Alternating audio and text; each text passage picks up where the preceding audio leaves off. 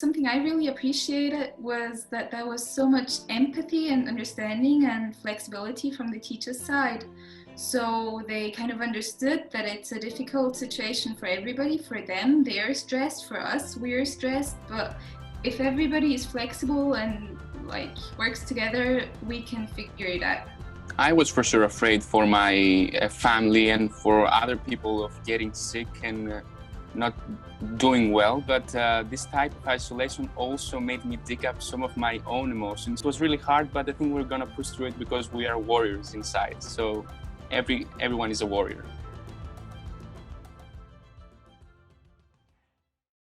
Welcome to our Generation Z Trend Talk on Gen Z students and the impact of COVID-19.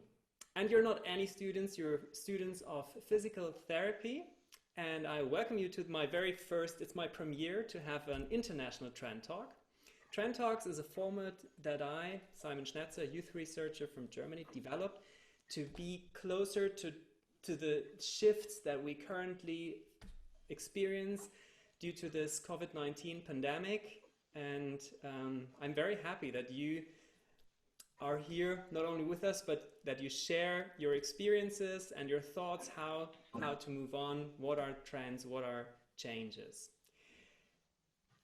I already said I'm youth researcher. I will have the pleasure to be a speaker at the WCPT conference, the European conference, and you have already participated in a little survey to give me some insights in what is changing. So before we go into these theses, we look into what are these trends that are changing Generation Z, I want to get to know you. So may I ask Carla, would you please introduce yourself? Who are you? What are you doing? And perhaps a little detail, what is it that you like, or what can make you laugh? So I'm Carla, I'm from Malta, I'm 20 years old, and stupid jokes make me laugh, really silly ones. Thank you. Thank you. Paul, will you continue, please? Yes, greetings. So my name is Paul. I am a 19-year-old undergraduate student studying, of course, physiotherapy. And I've practiced that line so many times. And I come from Greece, from a small town called Katerini. And I'm so lucky to be here. Pardon, you are so? What did you say? I didn't get, you are so? Lucky to be here, yeah. And funny, what makes me laugh? Funny jokes for sure, my friends, and watching funny movies. Thank you. Dano, will you continue, please? Hello, my name is Tana Michailidou. I'm 19-year-old and I come from Greece, of course, a small town called Xanthi. I think watching funny movies and being with my friends make me laugh a lot. May I be curious, where do you see these funny movies? Cinema now, right now, Netflix, you know. Okay, TikTok too? Oh, of course. Of course. Terence, will you continue, please? Hi, I'm Terence. I'm from Malta as well. I am 21 years old. What makes me laugh, I guess, my friends never fail to make me laugh. Also in times when you can only meet digitally? Yeah, we still manage to meet up and make each other laugh every time. Very good. Miriam. Hi, I'm Miriam. I'm 27, so technically I'm not Generation Z. So you'll have to decide whether you let me stay or kick me out. You're more than welcome. Thank you. All right. Okay. And it's always a question of how you feel, and you look like you could easily feel. No, I definitely feel comfortable in this group. So yeah. I'm from Austria, from the city of Graz. And what makes me laugh? I like creative language. I like puns, good puns and bad puns. So I think that's one thing that I think is funny. Cool. Thank you. Rachel, hello. Hi, I'm Rachel. I'm from the Netherlands, but I study in Belgium, in Leuven. I'm 25 years old, and my friends always make me laugh, but also squirrels. Pretty recently, I watched too many squirrel videos, and I think it's pretty. Thank you. And we have someone whom we cannot see but hear. Celia, would you please introduce yourself? Yes. Do you hear me? Because I'm using my headphones. All right. My name is Ragnhildur Silja. I'm from Iceland, Reykjavik, Iceland, and I study at the University of Iceland, physiotherapy, of course. I decided to study physiotherapy because I like to work and be around people, and people are the things that made me laugh most, and embarrassing situations. Great when you can still laugh in embarrassing situations. That's the best way to stay happy. Thank you, Celia. So, as we now know whom we have in the room, we go over to our trends. And I will show you, as you have already voted, what are the trends that you most agree with. And that is the rising importance of real-life contact. Mental health is deteriorating, and the biggest challenge, motivation. I make myself some notes so that I can start off with these 2, 3. 1, 2, 3. Mental health is and motivation. We'll have a look at that later on again. And we'll start with the importance of real life. I express this as Gen Z has come to realize the limitations of online communication and will appreciate more the time with friends, family, and colleagues in real life. What does that mean? Who of you has a go on what does that actually mean, or how will your real life change due to this experience with the lockdown? Who goes first? Paul, please. Can I start? Yeah. Thank you. So this pandemic, I think, made us all understand that our face-to-face relationships are is the most important things that we have in our life, and that we should at least dedicate more time with our loved ones and share some new moments and experiences with them. From now on, at least for me, I believe that real life meetups are going to be much more appreciated than they used to be, at least in the past, and not for any reason be taken for granted. It's really funny that the first time that I went out, actually, after the quarantine that we had here in Greece, I was actually watching my friends talk, and I was feeling really nice, and I couldn't stop looking at them. It was a pleasant experience, yes. I'm a stalker. A real life stalker. Thank you. Who goes next? Yeah, Theano? In case of that, I think 1 hour of talking in real life can make you more happy than texting or video calling for 10 hours, because in real life you can look people in actual lives and inavailable, you know. Do you think this will stay for long? Or is that just a temporary thing? I was afraid. I think it might be temporary. Yeah, I think I agree with that, because I remember that the first hug after the lockdown was really special, and just sitting there with your friends and smiling like a lunatic just because your friends are there in real life as a real person. And now it's become a bit more normal again. I think you meet, you hug. It's not as special anymore. I don't know how it will develop. I hope it stays. I want it to stay. In any case, it will remain a memory which is very special. Rachel, what is your take on that? Yes, hi. Well, I thought it was very special to see everybody again, just as the other ones did. And I noticed that over text, if you're texting with somebody, you don't know what that person is doing at the moment. So it's hard to have a ongoing conversation as you would have if you would have a live conversation face to face, because I don't know, it might take me 10 minutes to respond because I'm doing something, or it might take the other person sometimes to respond. But what I also liked was that so our friends, we have a group of all girls and we normally hang out together.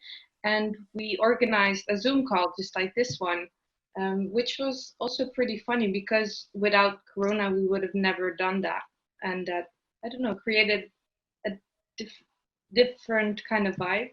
But it was so nice to see everybody in person again. And I hope it will last, but I don't know, I think with everything we have available to us to a long time that feels normal, you kind of take it for granted because it's always there. So we'll see. Yeah. Carla, who was it that you met first when it was allowed again? Oh, I met my best friends who are also physiotherapy students, because when they told us that we can open the clubs and restaurants again, we had exams in Malta. We still had exams and assignments, so we all remained inside for a while longer. So the first time we went out was after an exam, and I met my two best friends in my course. Thank you. Terence, were you there when Carla went out of these exams?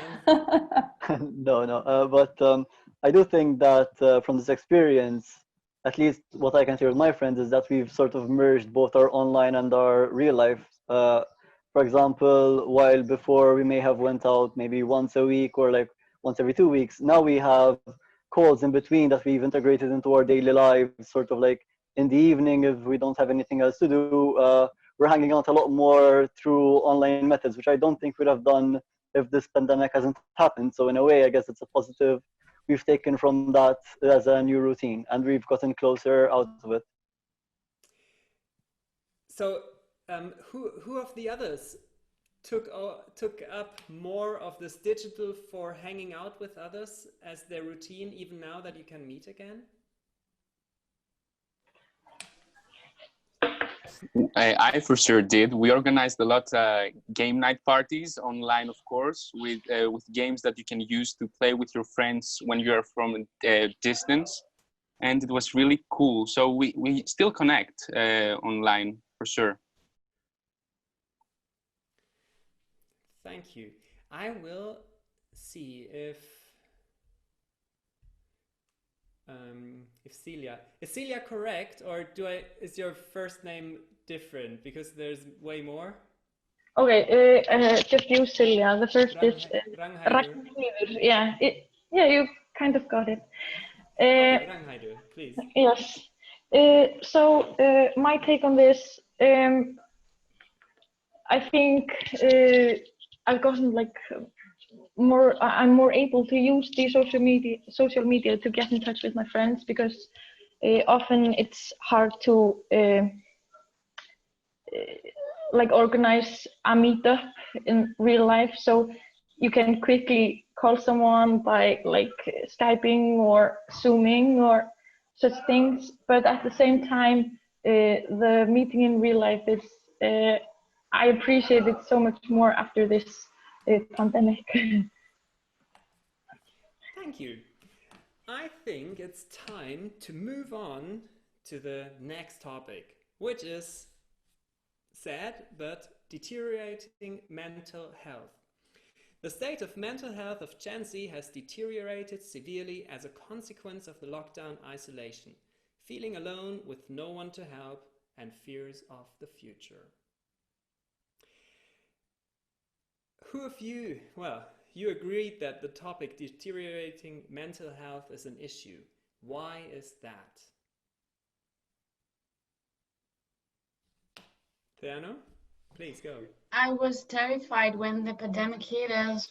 I felt the fear of losing someone of my family, and the worst thing is that I couldn't do anything except stay at home. So it was less the mental, oh no, wait. It was less your health, but the health of others, but the mental, Yes. but the mental impact it had on you. Yes, of course. Okay. Who else? Because you're alone all the time and you have so much time to think.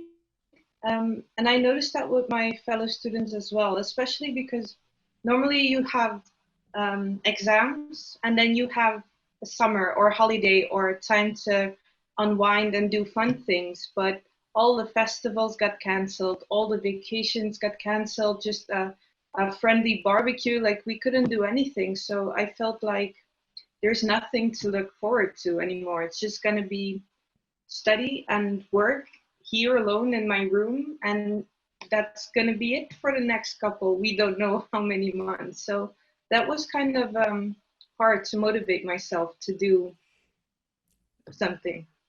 That's an issue that you mentioned in the end, which was very important. We did not know for how long it will last. So this aspect of uncertainty added hugely to this negative impact. Exactly. Yeah. For me, I think that was hard. And also the fact I study in Belgium, which is next to the Netherlands.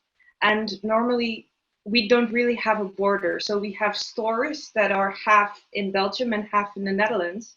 And now Belgium decided to close all borders. So all of a sudden I couldn't go back to my family and my friends. I couldn't go back to my country, which was really weird because it was just a 2-hour drive, but I just couldn't access them, which was pretty frustrating.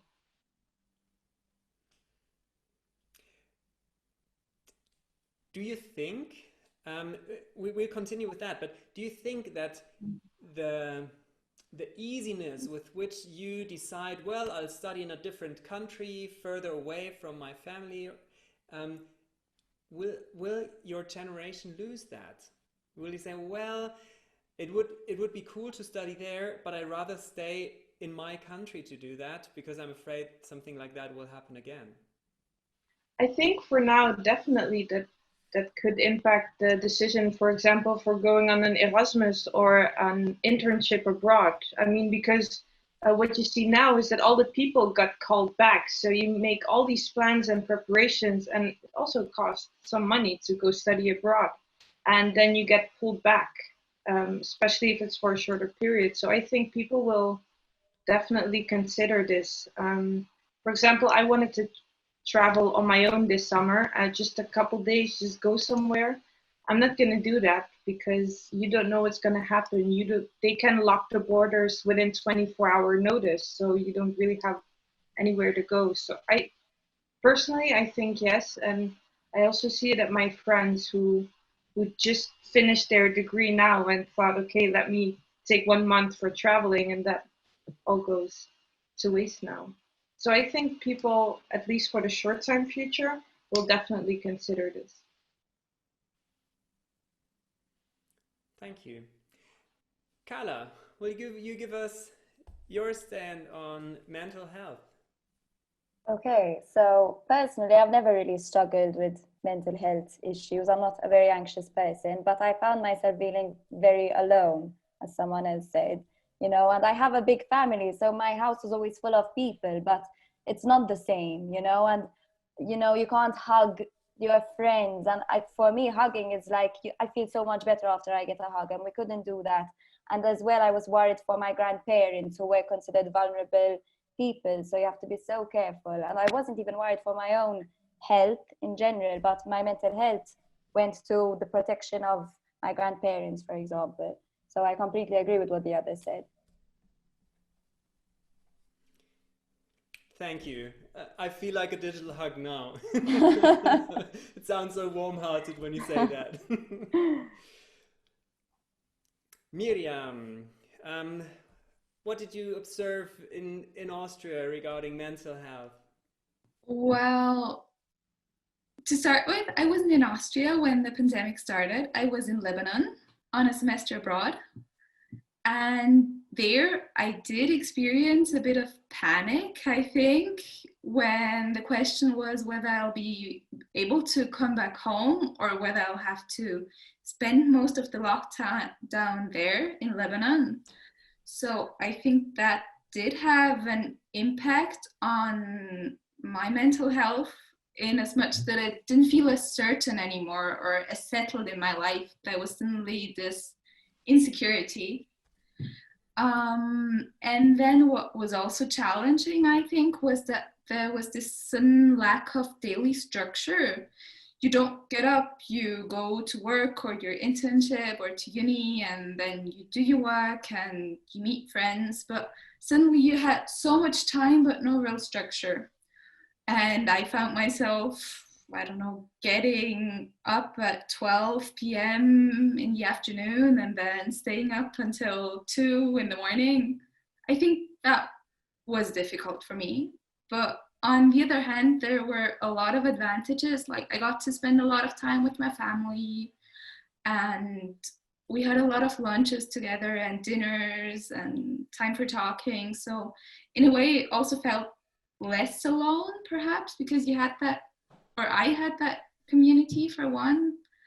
And there were also the things that, like, there was no FOMO, no fear of missing out, because nothing was happening anywhere. So you could just take the time and relax. Yeah, so there's two sides to the story. There definitely is. Paul, Terence? Paul? Personally, I would Terence, say, please.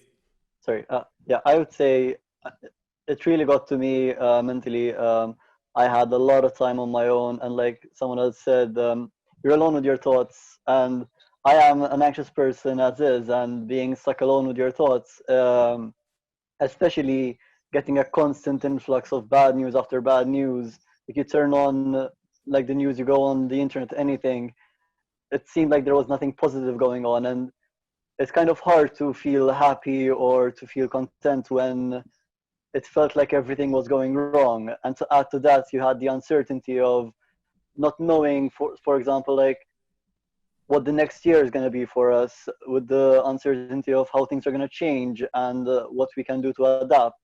So I did feel that my mental health greatly decreased. But after that, we did come out stronger out of it. We did learn a lot, and there were plenty of positives to make up for it in the end. So would you say your mental health was really deteriorating permanently, or is it rather like a V, or even higher now than before? I'd say, especially at the peak of the pandemic, when everyone was on lockdown, that was when the worst I had felt back then. But then, especially after reconnecting with all your friends like in real life and getting back sort of to, I guess, a normal life, I am back to where I was, and in some ways even better. Yeah. Thank you, Terence. Paul.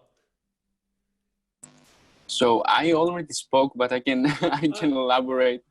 I can actually speak more, but I think it's Celia's turn. Yeah, it's Celia's turn, and we'll continue. Thank you.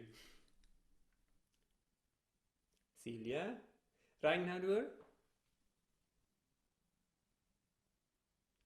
Okay, perhaps she can. Hi, sorry. Ah. Sorry. The thing, I'm going to keep this short. The thing that most affected my mental health, I think, was the fact that I was really bored so much at the time, like watching television over and over and doing the same things every day. That's the thing that like had most effect on my mental health. Like not being able to go to the gym more, seeing like I'm a scout leader, so seeing my scouts and all the extra things, all I was doing was school and then trying to keep myself occupied with Netflix or whatever was there. So yeah, that's the thing that had most effect on my mental health, I think. Thank you, Reinhardur. The good thing I observe is that this is not a mental health deterioration that sounds like it would last. So it was something that was temporary to the lockdown situation, and I do see that this will continuously shape who you are, how you see the future, because this is a fear that something like that might happen again, but it does not affect you now so much anymore. So Terence was saying, I came out stronger, we are warriors. So you did discover strengths and skills or develop or discover what the good sides, the upsides are, that you had like more intense relationships with your families now. So I'm glad that this deteriorating mental health is not a permanent thing that you're talking about, but a temporary. And it brings us to one of the biggest challenges that you have or that you are facing, which is motivating yourselves.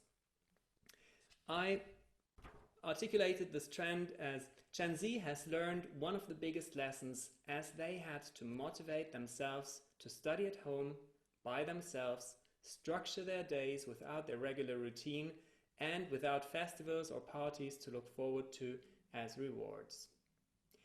Some of you have already gone into that topic. Perhaps tell us how did you motivate yourselves? Shall I go first?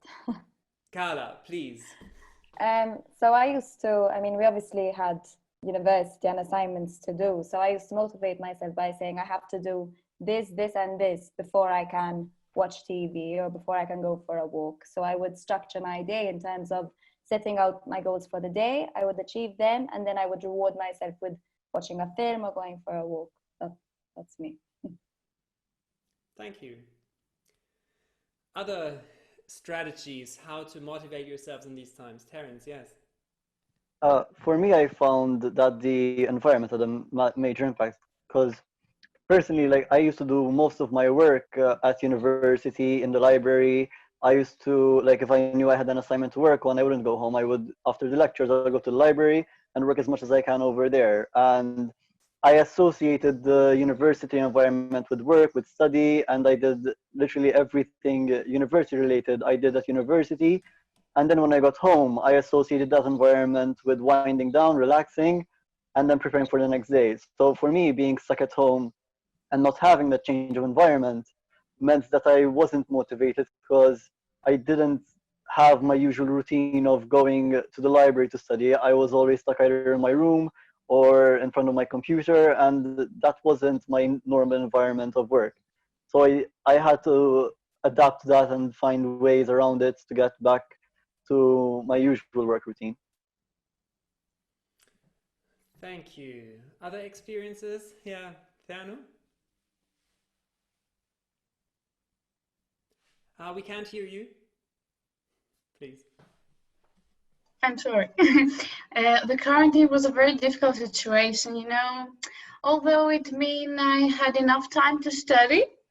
So I made my own schedule and I started reading without having anxiety if I had enough time to prepare for my exam. So it's perfect about the time I have to study. Okay, thank you. Paul? For me, it was really hard, especially the first 2 weeks, the couple of weeks that our college at least shut down and tried to go online because we didn't have online support then. And I have to confess that I passed through all the quarantine phases. Like I tried working out at home, I tried yoga, I tried reading more to motivate myself to be better. But I even started a lot of handful of projects and abandoned them. Basically, I was really desperate. But I found new ways. I used apps to motivate myself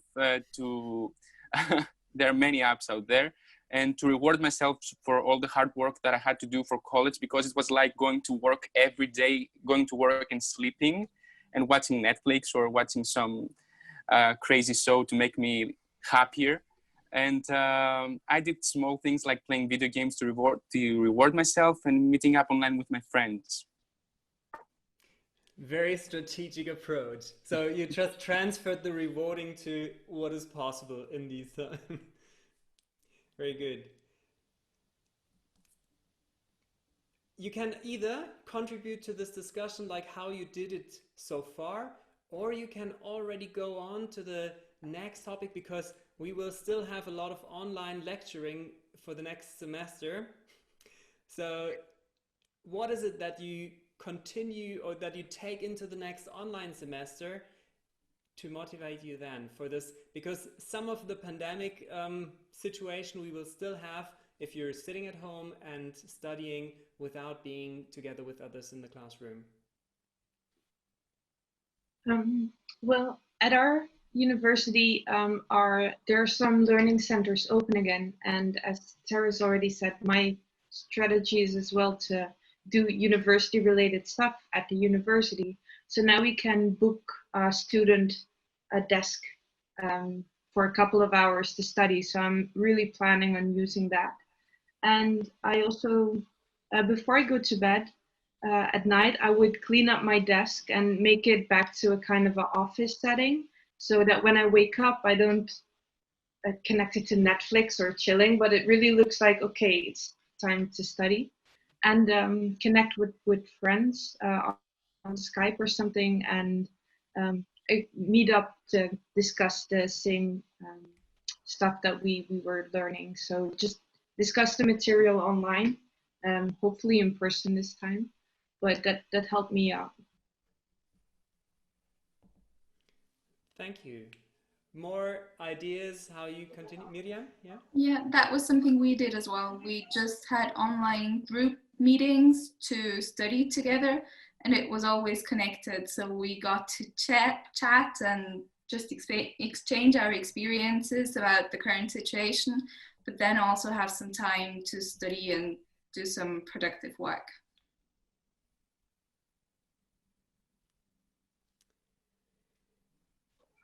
Okay, so first here, for myself, like to keep on with my studying, I used to switch environment. So the lockdown here wasn't as brutal as somewhere else in Europe. We didn't really have like a lockdown. We just had like some limitations. Like we could only be seeing like 20 people. So I could like go from my house to my parents' house, and I was at my parents' house when I was studying, and then I went to my other home, like my home, to not study, and kept my studying and personal life a bit separated to keep me going. Because and then also what the university did was they had a lot of group projects to keep us going, so we would meet up with our classmates via Zoom or or on Facebook or through Google, and keep us occupied with each other. Thank you. So, coming from the motivation in studying, someone else wanted to say something, Ed? If not, we will continue with some of you said that they see dim prospects for physical therapists. Gen Z students of physical therapy rate the future prospects worse after the COVID-19 pandemic. I don't know what to make out of it, but I'm very curious. Who of you thinks that the prospects are now worse than before, and why is it? Well, I personally voted for that one. I mean, I don't know if I misunderstood it, but I was seeing a lot of my friends who are physiotherapists, actually graduated physiotherapists, who were considering giving sessions over a call. So trying to assess a patient and trying to help them out without actually seeing them and feeling, palpating. And I don't know if that is such a feasible thing. I don't know if it's really possible. Maybe with a lot of experience it is, but I can't see myself, at least for the next few years, being able to predict what a patient has without actually being in physical contact with them. So that's why I mentioned that. So it is actually, if a pandemic hits again and you have the same restrictions that we had in the last one, then it will be difficult to exercise your job as you're trained to do so. Exactly. That's the main reason why I didn't strongly agree with this sentence. It's because I for sure thought that physiotherapy was affected, but whose job wasn't affected actually. And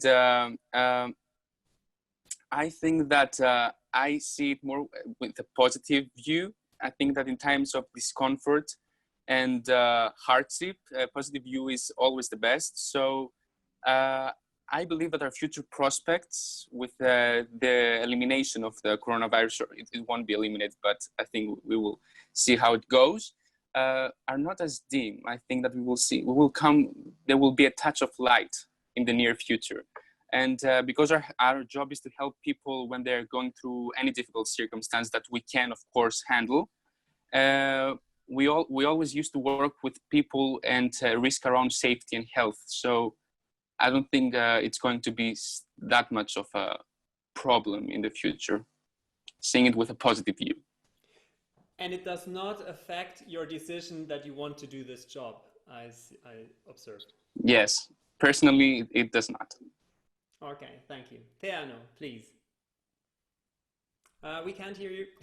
I forget to unmute myself. From the time when the pandemic hits, everyone started protecting themselves better than the before. Therefore, I think that if a person has a problem, he or she will go to look for the problem, to look for help faster than the time before quarantine, because they want to be healthy. So I think the future prospects will be better, not worse. Very good. That's just a personal opinion. I think it is important for physical therapists to also highlight what is the contribution to health. Because if we talk about viruses, well, what is the connection between whatever you do with the body and perhaps the autoimmune system? And I'm sure there are connections, but I find it good that you say that people are more aware and caring for their health, and it will be important to make this connection then. They might be afraid of their healthy, so to go to the doctor or the physiotherapist to feel better. To make them feel better, sorry. Yeah. Just about the connection between coronavirus and physios. I'm doing an internship at the moment, and we've got a patient who had coronavirus before. And after he got better, he had a paresis of the muscle that lifts the foot, whether it was the virus or whether it was just the immobilization. But yeah, I think people who had coronavirus do need physiotherapy afterwards, whether it's for general strengthening or special symptoms for breathing or something like that. And I also think that in general, the reputation of health professionals improved. Like, we don't have anyone from France here, but I think they just had a pay raise in France for health professionals. So that might have an impact on physios as well. And final thought, I also think that even if our work situation changes in some kind of way, and we have to adapt by wearing protective clothes or not touching patients as much, I think that physios are creative and they learn to adapt to their patients. And I think they or we might be able to do that as well with a changing context. I like that thought. For me, a pandemic is like an innovation game where you play taboo. You're not allowed to do this, but you still have to reach the goal. So how can we figure out ways to reach the goal, even though we have to play taboo? So we don't have to be in a room. We can also do this outdoors.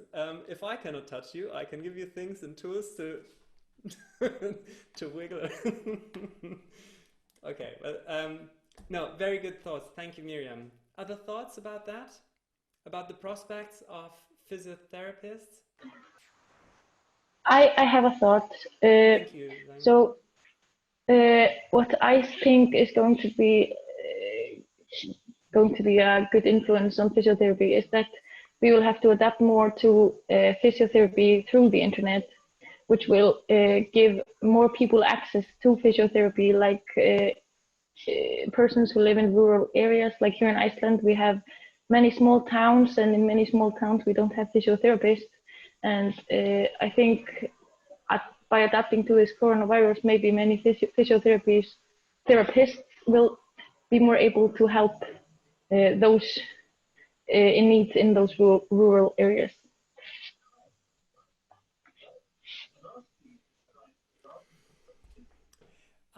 Thank you, Ragnheidur. That was a great way that the pandemic, sorry I interrupted you. It was the great way that the pandemic helped our physiotherapy, I think, because here in Greece, at least, we didn't have like online sessions, I think, for patients. So it created that new innovative idea, like to go online and help people from a distance and really help people, like not only giving them exercise, which was obviously happening, but helping them in real life. And I think that one big issue in physiotherapy is the adherence of patients, like that they keep doing the exercises at home, and remote physiotherapy as an addition to physiotherapy in person might be a great way of improving that adherence.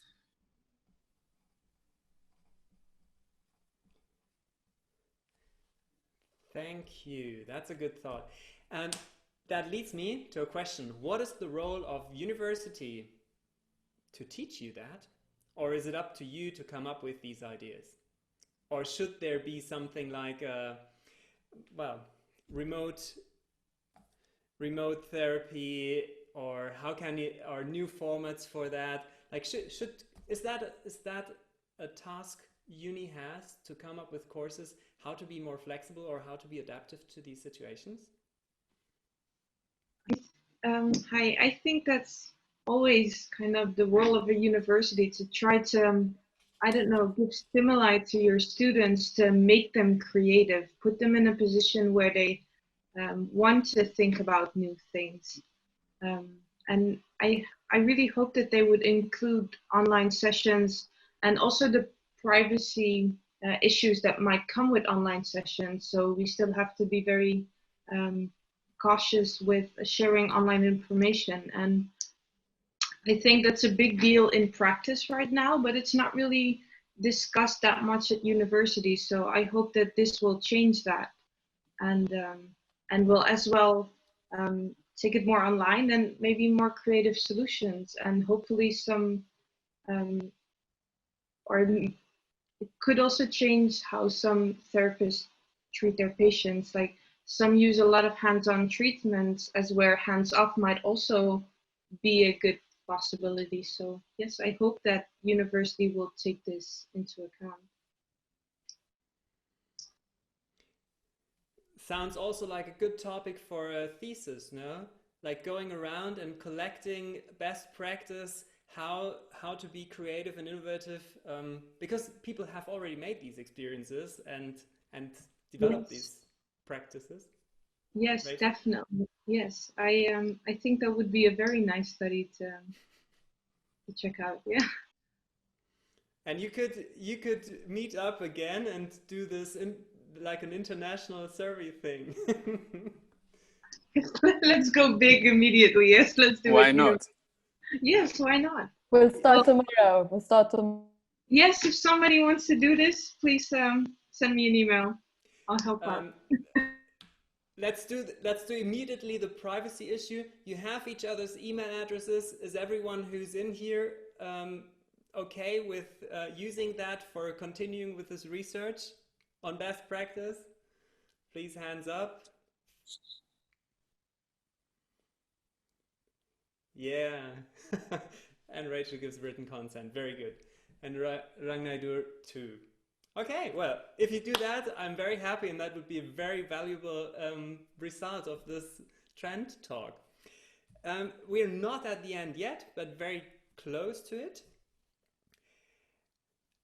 I was asking myself, not so many agreed with it, but will there be a humbler attitude towards working conditions, as it's not, as you cannot take for granted anymore that everyone has a job and there's more unemployment around you? So do you think that Generation Z, or specifically you, will be more humble, saying, well, I know that it's a difficult environment, so will there be a more humble attitude towards working conditions? Yes, please, Terence. Personally, I think we might see more people taking their work less for granted, which another thesis you mentioned was the work-life balance. I think there will be a lot more people that will be willing to put in the extra hours and will be willing to sacrifice the work-life balance, because we're in a situation where we cannot take our work for granted. As you said, we've seen many people lose their jobs, and it's something that a lot of people are now scared of. And being in a position where someone has work, they would put in the extra efforts to maintain it and be as professional, I guess, as possible to maintain their work. Thank you. Someone wants to add to that? I think I strongly agreed with that, even though I think that even before the coronavirus pandemic happened, I never took a job for granted. Because in the times that we live in, there's always an equally skilled person to replace you in the work field. That's and now with the unemployment that's happening, and it's always there's someone else to replace you, and it is equally as good. So I think in general, it's really important not to take anything for granted in life, because it gives you the motive, and also it gives you the fear to be better, be exceptional, and succeed in the things you do. Thank you. On the other hand, I think that working conditions are the basis for high quality work. So I think that good working conditions are something that we should still fight for, and not, I don't know, start with something like price dumping, that one physiotherapist accepts worse conditions and then it gets worse and worse. But I don't think any of us meant it that way. Yeah, it's important that you say that, Miriam, because this is the danger when you start dumping your conditions. That I see that in speaking and training. There's so much of that online. But that is something, because online sessions are so omnipresent now. Everyone gives something online. If you do yoga and you have your friends with you in yoga class, you can't do that physically now, and they're just okay, I can do the class with you now and pay, or I can go wherever and have it for free. So somehow it changes the market. I'm not sure what the permanent effect will be, but I'm pretty sure there will be a difference between what you can do physically and what the price there is for something online. Let's see. Would you please give your lecturers an advice when they continue to give classes online, how can they do that better? Or what makes a good online course so that you say, I stay motivated, I'm studying, and I'm engaging because our profs just rock this lecture? What is your killer advice for lecturers to give great online classes? The main advice that I would give to our professors was to communicate more. I think that the main thing that we lack right now is that everyone turns off their mic, which is usual because there's going to be so much noise. But I think that we do not interact as much. We don't interact at all, I think, with our professor, and that leaves the personal aspect of the face-to-face aspect of our lecture outside, and it kicks it through the door. So it's really important for me the professors to actually encourage the other students to speak, to express themselves, because it's really important. And we've all been through some lectures that no one is talking, and when the professor asks a question, no one is answering it because they're all doing something else. They're all thinking something else, and that's very important for me. That's the only and huge advice I would give to any of my professors. Thank you. Is there more advice around? I agree with exactly what he said. I think keeping it interesting so that we remain engaged, we want to participate, and also knowing that they are still there for us. Like when we're at university, you know, we can find our lecturer in the hallway and say, listen, I didn't really understand this. Can you explain again? So even having them there online so that they can still answer our questions on Zoom, you know, but definitely I agree with exactly what Paul said. Rachel? I agree too with what was the sorry. Rachel? Go first, and then Ragnar, Yeah. you're. I agree too with what the other ones said.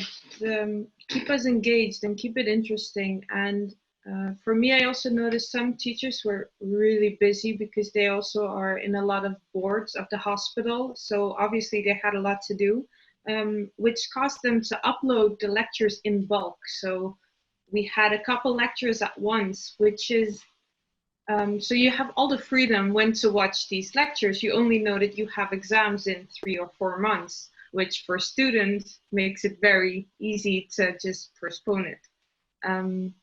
So it would be nice to have dates just as a real lecture, or know when something is getting uploaded or when you're gonna be able to access some lectures. And what I also found very helpful was Skype sessions with the entire class and the professor to discuss the material. I thought that was really nice. So maybe bring some structure in it, that every couple lectures we can actually have a Skype session with everybody and have some interaction also with your classmates. I found that very nice to do. Dates for uploads, that's exactly what popular YouTubers are doing. They know exactly when will they publish their next video, and people are aware, then I can watch it.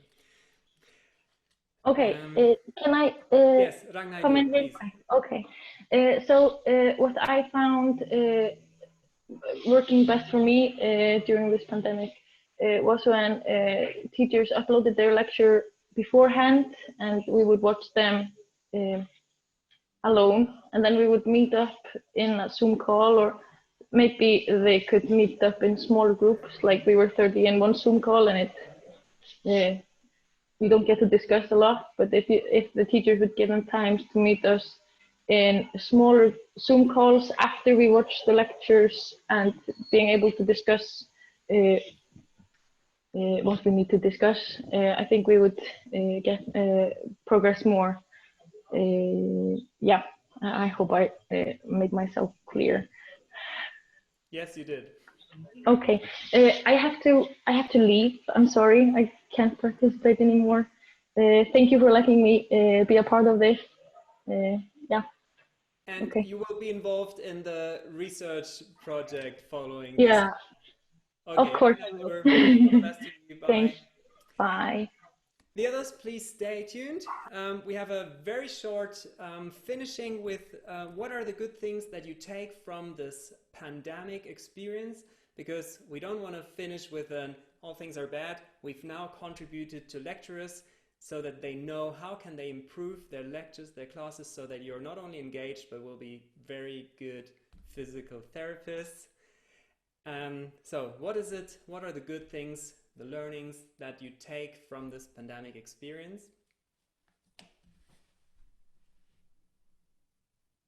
Paul, you were about to say, yeah, please go first. So yeah, I'm really grateful, and I learned to appreciate the little things, as I say, and not take anything for granted, because less is more if you think about it. And I for sure miss my time in the university, and I think that I'm going to appreciate it more.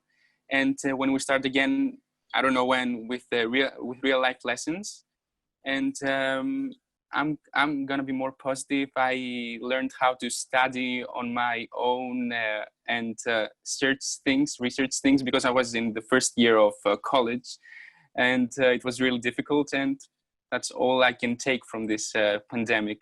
I learned so many new things. Great, thank you. Terence. I think one of the major things I learned is like more about myself and how I work, and how I can make myself more efficient, especially when I am stuck in a situation like this. I've learned a lot about what I can do to make myself work more, and I've also learned to appreciate, like Paul said, a lot of the smaller things, the smaller interactions with people you may have taken for granted before. I will now take much more, so I will appreciate them a lot more. I think that's one of the major things. Excellent, thank you. Rachel, how about you? Yes, I have so many things now that I'm really appreciating, but I'll try to keep it short. One of the main things I really missed in the exams is, so Leuven is really a student town. So in exam period, the student restaurants, they open till midnight to study. The museums open their halls for us to study. So the entire city is in your exam. You're really doing it together. And this time, it was a complete ghost town, and we still had to make our exams. And that was so different. So I really missed, that was so nice. I really hope that we'll get it back. And also the teachers, they often they have a foot in work life, and they have to teach a lot. And I noticed how much stuff that they have to do, like they're involved in research, in guiding students, master students, PhD students. They work in hospitals, they work in clinics. And they still had to keep doing that. And some professors actually called me, because I'm the year representative, just really ask, how is everybody doing? Do you have contact among each other? So I think professors care more than we tend to think, because they're always very busy, but they really care. I noticed that. And I'm very happy I can sit down at a coffee bar again with my laptop and a latte as a real hipster, and just check my email and do my stuff there. Yes. Thank you. Miriam. Yeah, similar to Rachel, something I really appreciated was that there was so much empathy and understanding and flexibility from the teacher's side. So they kind of understood that it's a difficult situation for everybody. For them, they're stressed. For us, we're stressed. But if everybody is flexible and like works together, we can figure it out. And whatever problems there will be in the future, there will be a way to figure it out. Perfect. Thank you. Theano?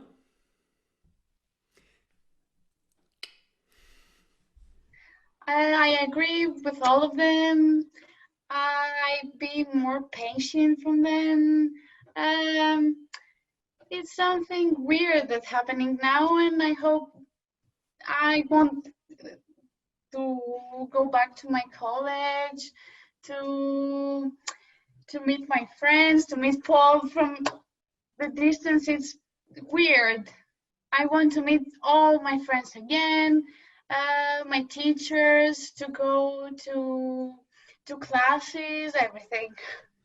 I want back my real life, not quarantine and stuff.